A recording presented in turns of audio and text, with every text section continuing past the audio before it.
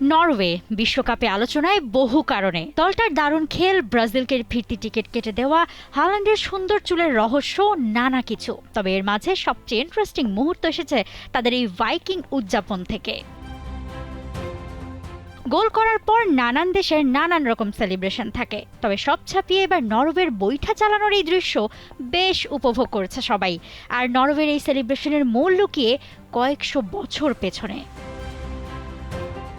উত্তর ইউরোপের বরফ ঢাকা ফিয়র্ড আর উত্তাল সমুদ্রের দেশ নরওয়ে, কিন্তু একসময় এই দেশকে বিশ্বচিন্ত ভাইকিংদের দেশ নামে। প্রায় 1000 বছর আগে অষ্টম থেকে একাদশ শতাব্দীর মধ্যে নরওয়ের উপকূল থেকে বেরিয়ে পড়ত লম্বা কাঠের জাহাজ। সেই জাহাজে থাকত সাহসী যোদ্ধারা, যাদের আমরা আজ ভাইকিং নামে চিনি, যদিও ইতিহাসে অনেকে তাদের লুটেরা বলে অভিহিত করে থাকে। AKS অর্জন করলো গিনেস ওয়ার্ল্ড রেকর্ডস। AKS সেই যোদ্ধা অভিযাত্রীরা তাদের বিখ্যাত লংশিপে চড়ে উত্তাল সাগর পাড়ি দিত।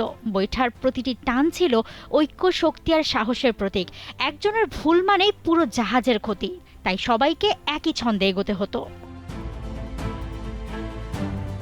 একজন ড্রাম বাজিয়ে তাল দেন আর সবাই একসঙ্গে সামনে ঝুঁকে বৈঠা চালানোর মতো হাত নাড়েন এবং নরওয়েজিয়ান ভাষায় রো আওয়াজ করেন।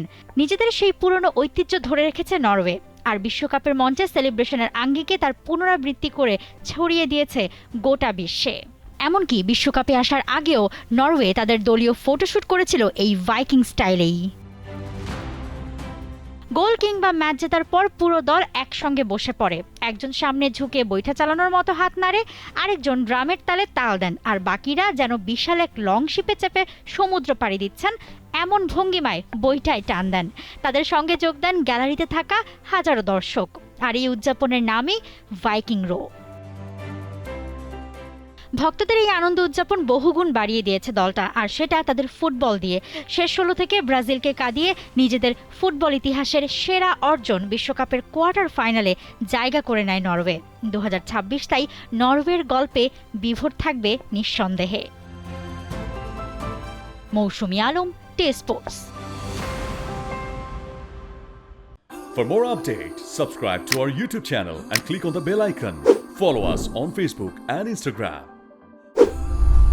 Download T Sports app to enjoy exciting games and highlights.